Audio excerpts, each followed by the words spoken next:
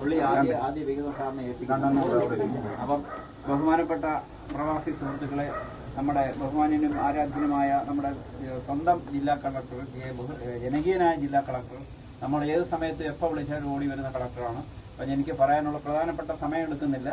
2009 പ്രവാസികൾക്ക് വേണ്ടി സഖാവ് VS അച്യുതാനന്ദൻ മുഖ്യമന്ത്രിയായിരിക്കുമ്പോൾ ഇന്ത്യയിൽ ആദ്യമായിട്ട് ക്ഷേമനിധി ബോർഡ് നിലവിൽ വന്നു. അപ്പോൾ പ്രവാസികൾക്ക് വളരെയധികം പ്രയോജനപ്പെടുന്ന ഒരു സംഗതിയായിരുന്നു. ഇന്ന് ആയിരക്കണക്കിന് പ്രവാസികൾ ക്ഷേമനിധി ചേർന്ന് 5800, 6000 രൂപ വരെ മാസം പെൻഷൻ വാങ്ങിക്കുന്ന സഹോദരങ്ങളും സഹോദരിമാരും നമുക്ക് കേരളത്തിലുണ്ട്. അപ്പം പ്രവാസികളെ മൂന്നായിട്ട്, സാറിനറിയാം, ഒന്നും പറയേണ്ട ആവശ്യമില്ല, മൂന്നായിട്ട് തരംതിരിച്ചിരിക്കുകയാണ്. ഒന്ന്, അന്യസംസ്ഥാനത്ത് ജോലി ചെയ്യുന്നവർ. 2, വിദേശ രാജ്യത്ത് 2 വർഷമെങ്കിലും ജോലി ചെയ്ത് നാട്ടിൽ വന്നവർ. 3, ഇപ്പോൾ 6 മാസമായി ജോലി ചെയ്തുകൊണ്ടിരിക്കുന്നത്. അവർക്കാണ് ക്ഷേമനിധിയിൽ അംഗത്വം കിട്ടുന്നത്.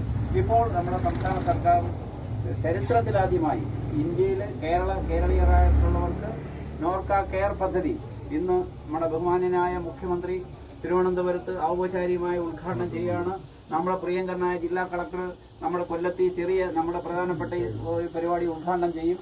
അപ്പോൾ ആ പരിപാടിയുടെ പ്രയോജനം എന്ന് പറഞ്ഞാൽ ഇന്ത്യയിൽ ആകമാനമുള്ള ജനങ്ങൾക്ക് സന്തോഷത്തിൻ്റെ ഒരു വക നിൽക്കുന്നൊരു ദിനമാണ് ഇന്നത്തെ ദിവസം 22 എന്ന് പറയുന്നത്. അതോടൊപ്പം തന്നെ ഈ കാർഡ് ഇഷ്യൂ കേരളപ്പിറവി ദിനമായ 1-ാം തീയതി നവംബർ 1-നാണ് ഈ കാർഡ് ഔപചാരികമായിട്ട് വിതരണം ചെയ്യുന്നത്.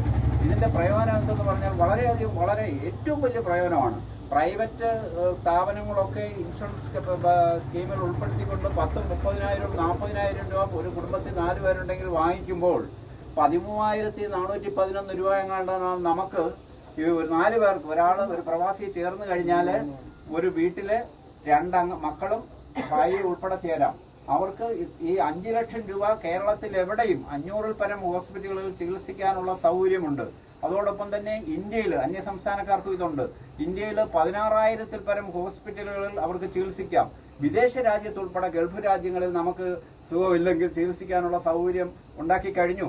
അതോടൊപ്പം തന്നെ അമേരിക്ക ഉൾപ്പെടെ മറ്റ് യൂറോപ്യൻ രാജ്യങ്ങളിലും ഇത് പ്രാബല്യത്തിൽ വരാൻ പോവുകയാണ്. നമ്മുടെ സർക്കാർ വളരെ പ്രയോജനപരമായ കാര്യങ്ങൾ ചെയ്യുന്നുണ്ട്. പക്ഷേ വളരെ വിഷമത്തോടുകൂടി എനിക്കൊരു കാര്യം പറയാനുള്ളത്, പ്രവാസികൾ ക്ഷേമനിധിയിൽ ചേരുന്നതെന്ന് പറഞ്ഞാൽ 2 വർഷം വിദേശത്ത് നാട്ടിൽ തിരികെ വന്ന പ്രവാസികൾക്ക് ക്ഷേമനിധിയിൽ അംഗത്വം എടുക്കാവുന്നു. 1000-കണക്കിന് പ്രവാസികൾ, 10,000-കണക്കിന് പ്രവാസി സഹോദരിമാർ 60 വയസ്സ് കഴിഞ്ഞ് വന്ന് നിൽക്കുന്നവരുണ്ട്. അവർക്കും കൂടെ സർക്കാർ ഈ പ്രയോജനം ഈ സ്കീമിൽ ഉൾപ്പെടുത്തിയെങ്കിൽ മാത്രമേ നമുക്ക് 100% സന്തോഷത്തിന് വക നൽകുകയുള്ളൂ എന്ന് ബഹുമാനപ്പെട്ട കളക്ടറോട് ഞാൻ വിനയപൂർവ്വം അപേക്ഷിക്കുകയാണ്. അപ്പോൾ അതിൻ്റെ ചീഫ് സെക്രട്ടറി, അണ്ടർ സെക്രട്ടറിയൊക്കെ ഞാൻ സംസാരിക്കുകയുണ്ടായി. അവർ 100% നമുക്ക് സെക്കൻഡ് ട്രിപ്പിൽ നാട്ടിൽ നിൽക്കുന്നവർക്ക് ഈ സ്കീമിൽ ഉൾപ്പെടുത്താമെന്ന് പബ്ലിസിറ്റി ചെയ്യേണ്ടതെന്ന് പറഞ്ഞ് ബഹുമാനപ്പെട്ട കളക്ടറോട് ഞാനത് പറഞ്ഞു പോയെന്നേ ഉള്ളൂ. വാക്ക് തന്നിട്ടുണ്ട്. അപ്പോൾ ഇതിൻ്റെ ഔപചാരികമായ ഉദ്ഘാടനം നിർവഹിക്കുന്നതിന് വേണ്ടി ആരാധ്യനായ നമ്മുടെ ജില്ലാ കളക്ടറെ ഞാൻ സ്നേഹപൂർവ്വം ക്ഷണിക്കുകയാണ്. അപ്പോൾ പൗലോസ് ജോർജിന്റെ ആദ്യ ഗുരു നൽകി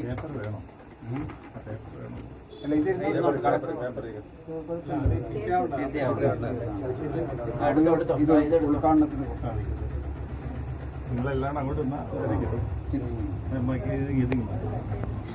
കറക്റ്റാ